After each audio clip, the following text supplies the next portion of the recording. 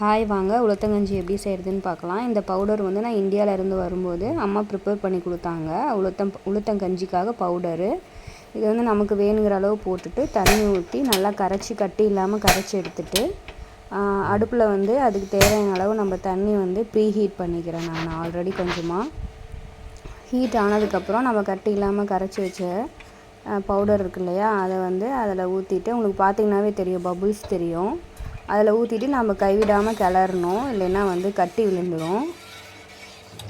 கிளறிட்டு உங்களுக்கு வேகிற பதம் வந்ததுக்கப்புறம் சுகர் ஆட் பண்ணி நீங்கள் ஈஸியாக வந்து இதை யூஸ் பண்ணிக்கலாம்.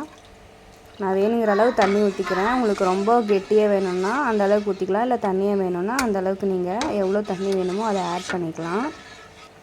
இதில் வந்து நாட்டு சுகர் யூஸ் பண்ணியிருக்கேன். உங்களுக்கு வேணும் அப்படின்னா நீங்கள் ஒயிட் சுகர் கூட யூஸ் பண்ணிக்கலாம். உங்களுக்கு வேணுங்கிற அளவு சுகர் போட்டுட்டு ஒரு 2 நிமிஷம் விட்டிங்க அப்படின்னாவே சுகர் வந்து ஈஸியாக கரைஞ்சிரும்.